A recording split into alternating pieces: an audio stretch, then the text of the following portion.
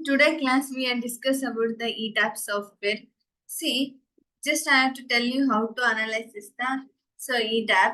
So we'll go with the file. In file you have to generate the new model. So nimge file anta hodre. So once again I will show you. So in case ನೀವು ಏನಾದರೂ file ಅಂತ ಹೋದ್ರೆ ನಿಮ್ಗೆ ಹೊಸದಾಗಿ model ಬೇಕಾಗಿತ್ತು ಅಂದ್ರೆ can directly go with the file new model previous files ಏನಾದರೂ ಬೇಕಾಗಿತ್ತು ಅಂದ್ರೆ ಓಪನ್ ಅಂತ ಕೊಡಿ. ಸೊ ಕ್ಲೋಸ್ ಬಟನ್ ಕೊಟ್ರೆ ಕ್ಲೋಸ್, ಸೇವ್ ಅಂತ ಕೊಟ್ರೆ EDB ಫಾರ್ಮ್ಯಾಟ್ ಅಲ್ಲಿ ನಿಮಗೆ ಸೇವ್ ಆಗ್ತಾ ಬರುತ್ತೆ. Like how AutoCAD is same as a DWG format, same thing. We have to import ಅಂದ್ರೆ we can import from the ETAB ಅಥವಾ Revit ಅಥವಾ Revit Structure ಅಥವಾ again ಸ್ಟ್ಯಾಡ್ ಇಂದ ಇಂಪೋರ್ಟ್ ಮಾಡ್ತಾ ಬರ್ಬೋದು. ಪ್ರಾಜೆಕ್ಟ್ ಏನಾದ್ರೂ ಇನ್ಫಾರ್ಮೇಶನ್ ಫಿಲ್ ಮಾಡ್ತೀನಿ ಅಂದ್ರೆ go with project information. So Nimde client ಯಾರು, ಸಪೋಸ್ ನಾನು ಕ್ಲೈಂಟ್ ನೇಮ್ ನ ಇಲ್ಲಿ ರಘು ಅಂತ ಕೊಡ್ತೀನಿ. ಸೊ ಪ್ರಾಜೆಕ್ಟ್ ನೇಮ್ ಏನು, so if I give the name project name as residential building.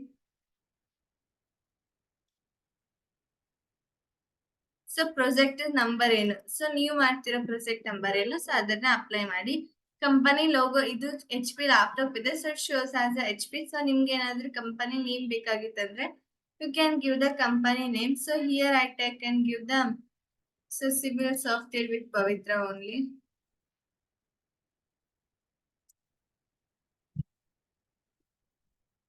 So company logo, if any logo means you can add the logo. ನನ್ಗಂತೂ ಇಲ್ಲ, so ನಾನು ಆಗ್ತಿಲ್ಲ. ಸೊ ಇಂಜಿನಿಯರ್ ಅದು, suppose I give the my name as a engineer. So check ಮಾಡ್ತಿರೋರು ಯಾರು, so I give the check, ಯಾರು check ಮಾಡ್ತಿದ್ದಾರೆ so ಅವ್ರ ನೇಮ್.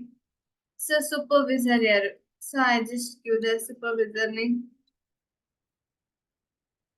ಸೊ ಮಾಡೆಲ್ ನೇಮ್ ಏನು, I already mention residential building which is G+5. ನೀವು complete ಆಗಿ ಬರಿಬಹುದು. So G+5 ಅಥವಾ G+6 ಅಂತ.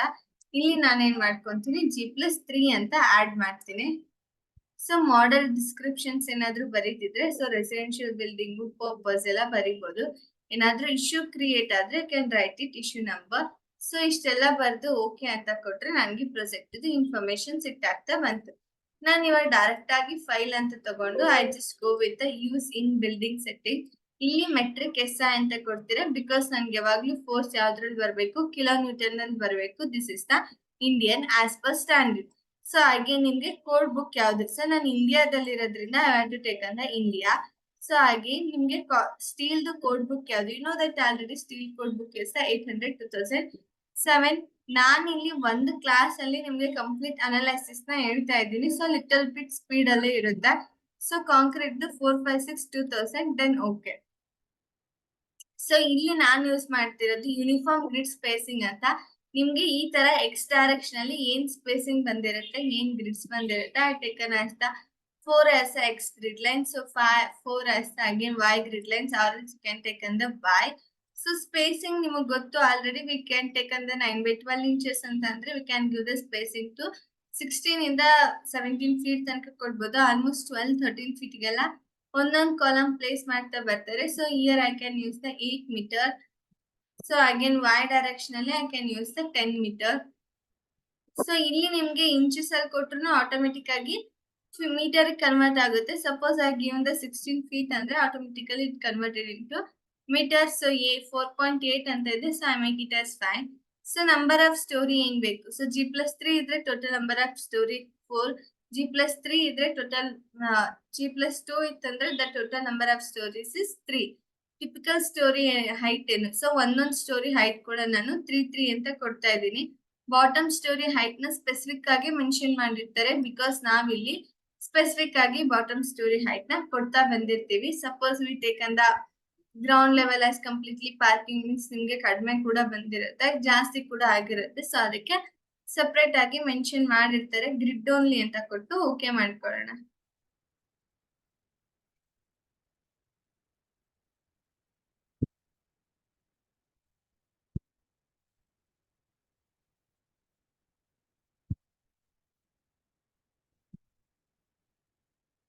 ಸೊ ಇಲ್ಲಿ ನನ್ಗೆ ಇದೇ ತರ ಲೈಟ್ ಆಗಿ ಕಲರ್ ಶೇಡ್ ಆಗಿರುತ್ತೆ.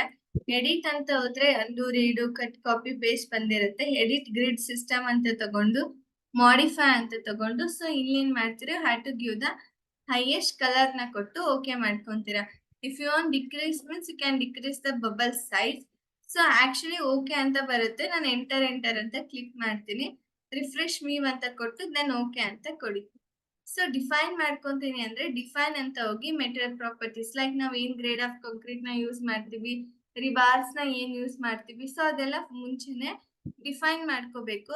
ಆಡ್ ನ್ಯೂ ಪ್ರಾಪರ್ಟಿ ಅಂತ ತಗೊಂಡು ಯುನೈಟೆಡ್ ಸ್ಟೇಟ್ ಅಂತ ಇದ್ದಲ್ಲಿ ಇಂಡಿಯಾ ಅಂತ ಕೊಟ್ಟು ಕಾಂಕ್ರೀಟ್ ಅಂತ ಕೊಟ್ಟು M25 ಗ್ರೇಡ್ ಅಂತ ಹಾಕಿ ಓಕೆ ಅಂತ ಕೊಡಿ.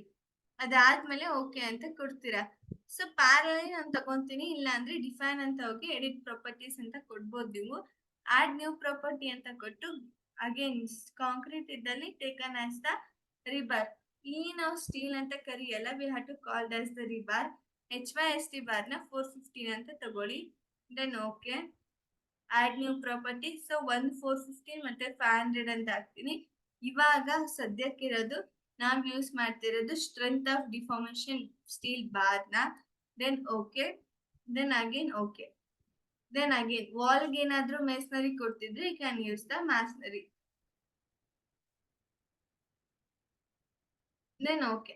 ಇವಾಗ ನಾನು ಕಾಲಮ್ ಸೈಜಸ್ ಏನ್ ತಗೊಂತೀನಿ, ಬೀಮ್ ಸೈಜಸ್ ಏನ್ ತಗೊಂತೀನಿ ಎಲ್ಲ ಹಾಕ್ಬೇಕು. ಡಿಫೈನ್ ಅಂತ ಹೋಗಿ ಸೆಕ್ಷನ್ ಪ್ರಾಪರ್ಟಿಯಲ್ಲಿ ಫ್ರೇಮ್ ಸೆಕ್ಷನ್ ಅಂತ ತಗೊಂಡು ಆಡ್ ನ್ಯೂ ಮಾಡೆಲ್ ಅಂತ ಕೊಟ್ಟು ರೆಕ್ಟಾಂಗ್ಯುಲರ್ ಶೇಪ್ ಅಂತ ಕ್ಲಿಕ್ ಮಾಡಿ. ಸೊ ನಾನು ಇಲ್ಲಿ ಕಾಲಮ್ ಸೈಜಸ್ ಏನ್ ತಗೊಂತಿದ್ದೀನಿ ಅದನ್ನೇ ಬರೀತಿದ್ದೀನಿ. ನಾನು 230/300 mm ಕಾಲಮ್ ಸೈಜಸ್ ನ ಯೂಸ್ ಮಾಡ್ತಾ ಇದ್ದೀನಿ. I taken the M25 grade of concrete. The same I took here, so 230/300 mm.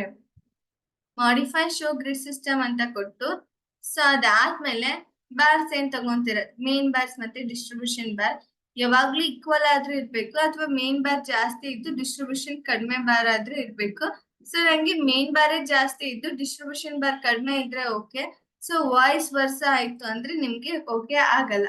So size of ಏನ್ ತಗೊಂತೀರಾ ಕಡಿಮೆನ ತಗೊಳ್ಳಿ. ಏನ್ ಬಾರ್ ಸೈಜಸ್ ಇರುತ್ತೆ ಅಲ್ವಾ, ಮೇನ್ ಬಾರ್ದು ಮತ್ತೆ ಡಿಸ್ಟ್ರಿಬ್ಯೂಷನ್ ಬಾರ್ದು. ಮೇನ್ ಬಾರ್ದು ಯಾವಾಗ್ಲೂ ಜಾಸ್ತಿ ಇರ್ಬೇಕು compare to distribution bar. So ಇಲ್ಲಿ ನಾನು ಇದೇನ್ ನನ್ಗೆ ಎಕ್ಸ್ ಮತ್ತೆ ಸೆಕೆಂಡ್ ಆಕ್ಸಿಸ್ ಮತ್ತೆ ಥರ್ಡ್ ಆಕ್ಸಿಸ್ ಏನ್ ವ್ಯೂ ಆಗ್ತಿದೆ ಅಲ್ವಾ, ಅದನ್ನ ನಾನು ಚೇಂಜ್ ಮಾಡ್ಕೊಂಡೆ. ಸಿ 2/3 ಆಕ್ಸಿಸ್ ಅಂತ ಕೊಟ್ಟಿದ್ದೀನಿ. ಇದು ನಿಮ್ಗೆ ಸಾಫ್ಟ್ವೇರ್ ಹೇಳುತ್ತೆ ಎಷ್ಟು ಬೇಕು ಮ್ಯಾಕ್ಸಿಮಮ್ ಅಂತ. ಇಲ್ಲಿ ತೋರಿಸ್ತಾ ಇದೆ. ಇನ್ ಕೇಸ್ ನೀವು ಇದಕ್ಕಿಂತ ಜಾಸ್ತಿ ಕೊಟ್ರೆ ಸೊ ನಂಗೆ ಅದು ಎರರ್ ಅಂತ ಬರುತ್ತೆ, ಮತ್ತೆ ನೀವು ಚೇಂಜಸ್ ಮಾಡ್ಕೋಬೇಕು. ಇಲ್ಲಿ ನಾನು ಒಂದೇ ಕಾಲಮ್ ನ ಯೂಸ್ ಮಾಡ್ತಾ ಇದ್ದೀನಿ. Next class we have to take on the 2 columns. So again beamed. So beamed I had to go with the 300/450. So mm. Name ಆದ್ರೂ ಕೊಡಿ ಅಥವಾ I can give the direct 300/450 ಆ ತರ ಆದ್ರೂ ಕೊಡಿ. So again here also you can give the 300/450. So again reinforcement. So here you can give the 415/415 as the bar. So 14/12 mm. Or you can take on the 12/12 also. Then I give the 3/2 ratio. Stirrups I give the 8. ಇಷ್ಟು ನಿಮ್ಗೆ ಏರಿಯಾಕ್ಕೆ so ಇಷ್ಟು bars ನ 3/2 ರೇಷಿಯೋದಲ್ಲಿ apply ಮಾಡ್ತಿದೀವಿ ಅಂತ ಅರ್ಥ ಇದು. Then okay column ಆಯ್ತು, beam ಆಯ್ತು. ದೆನ್ ಸ್ಲ್ಯಾಬ್ ಡಿಫೈನ್ ಅಂತ ಹೋಗಿ ಸೆಕ್ಷನ್ ಪ್ರಾಪರ್ಟಿಯಲ್ಲಿ ಸ್ಲ್ಯಾಬ್ ಸೆಕ್ಷನ್ ಅಂತ ತಗೊಂಡು ಆಡ್ ನ್ಯೂ ಪ್ರಾಪರ್ಟಿ ಅಂತ ಕೊಟ್ಟು I gave the direct 150 mm of thickness of slab. So slab material na M25.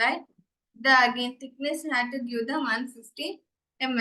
Then okay anta kottu okay anta ಕೊಡ್ತೀರಾ. So this is the column.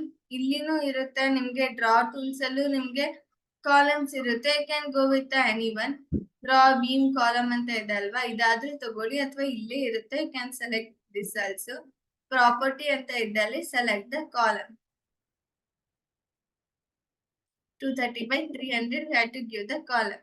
One story ಅಂತ ಇದ್ದಲ್ಲಿ make it as all story. ಒಂದೇ ಸಲ ನಾನು ಏನ್ ಮಾಡ್ಕೋಬಹುದು, ಎಲ್ಲದಕ್ಕೂ column ನ ಪ್ಲೇಸ್ ಮಾಡ್ಬೋದು. ಸೊ ಬೀಮ್ ಅಂತ ತಗೊಂಡು ಪ್ರಾಪರ್ಟಿ ಇದ್ದಲ್ಲಿ again you can consider beam.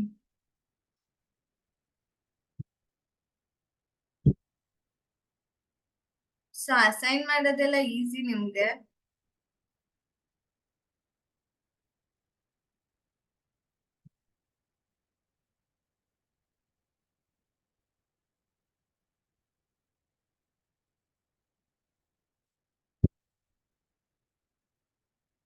Again plan ಅಂತ ಇದ್ದಲ್ಲಿ I just converted into base because ನನಗೆ ಬೇಸ್ಗೆ ಯಾವುದೇ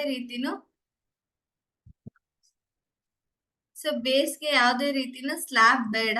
ಆಲ್ ಸ್ಟೋರಿ ಅಂತ ಇದ್ದಲ್ಲಿ 1 ಸ್ಟೋರಿ ಅಂತ ಹಾಕಿ ಸೊ ಎಲ್ಲಾ ನಿಮ್ಗೆ ಏನೇನ್ ಸ್ಲ್ಯಾಬ್ ಇದೆ ಅದನ್ನ ಸೆಲೆಕ್ಟ್ ಮಾಡಿ ದೆನ್ ಡಿಲೀಟ್ ಅಂತ ಕೊಡಿ. Then shift and cursor rotate ಆಗುತ್ತೆ. ಇಲ್ಲೇನ್ ಕಾಲಮ್ ಇದೆ ಅಲ್ವಾ, ಸೊ ಇದೆಲ್ಲ ನಿಮ್ಗೆ ಸಪೋರ್ಟಿವ್ ಯಾವ್ದಿದೆ, ರೋಲರ್ ಇದೆ. I want the fixed supportive. So next ಏನ್ ಮಾಡ್ಕೊಂತೀರಾ, select everything. Then again assign ಅಂತ ಹೋಗಿ ಜಾಯಿಂಟ್ ಅಂತ ತಗೊಂಡು ರಿಸ್ಟ್ರೈನ್ ಅಂತ ತಗೊಂಡು ಫಿಕ್ಸ್ಡ್ ಅಂತ ಅಪ್ಲೈ ಮಾಡ್ತಾ ಬನ್ನಿ. ಸೊ ಇಟ್ ಇಸ್ ನನ್ಗೆ ಫಿಕ್ಸ್ ಆಗಿರುತ್ತೆ. ಸೊ ಇದಾದ್ಮೇಲೆ ನಿಮ್ಗೆ ಏನಾದ್ರೂ 3D ಅಲ್ಲಿ ವೀವ್ ಆಗ್ಬೇಕಾಗಿತ್ತಂದ್ರೆ ಜಸ್ಟ್ ಕ್ಲಿಕ್ ಆನ್ ಎಕ್ಸ್ಟ್ರೂಡ್. ನಿಮ್ಗೆ ಯಾವುದೇ ಒಂದು 2D ಆಬ್ಜೆಕ್ಟ್ ನ 3D ಕನ್ವರ್ಟ್ ಆಗ್ಬೇಕಾಗಿತ್ತಂದ್ರೆ ಎಕ್ಸ್ಟ್ರೂಡ್ ಮಾಡ್ತಾ ಬರ್ತೀರಾ.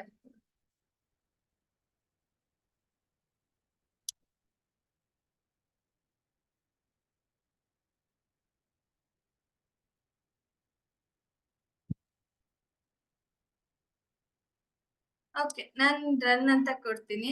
ಅನಲೈಸ್ ಅಂತ ಹೋಗಿ ಚೆಕ್ ಮಾಡಲ್ ಅಂತ ಕೊಟ್ಟು ಎಲ್ಲಾನು ಚೆಕ್ ಮಾಡಿ ಓಕೆ ಅಂತ ಕೊಡಿ.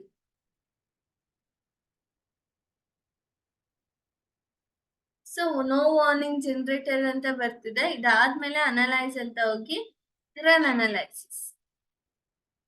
You can save the name. ಏನಾದ್ರೂ ನೇಮ್ ನ ಕೊಟ್ಬಿಟ್ಟು ಸೇವ್ ಮಾಡಿ.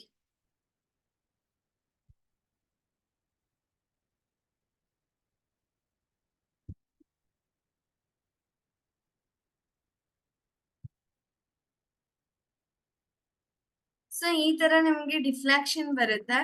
ಸೊ ನಾವು ಐಟೆಟಿಕ್ ಅಂತ ಓಕೆ. ಸೊ ಈ ತರ ನಿಮ್ಗೆ ಎಕ್ಸ್ಟ್ರೂಡ್ ಆಗ್ತಿರುತ್ತೆ.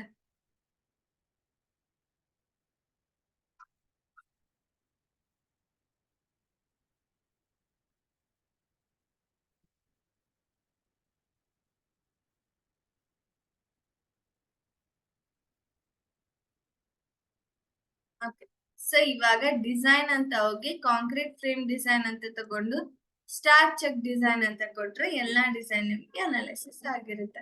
ಈ ತರ ಪಿಂಕ್ ಕಲರ್ ಅಲ್ಲಿ ಬರ್ತಿದೆ ಅಂದ್ರೆ ಓಕೆ ಆಗಿದೆ ಅಂತ ಅರ್ಥ.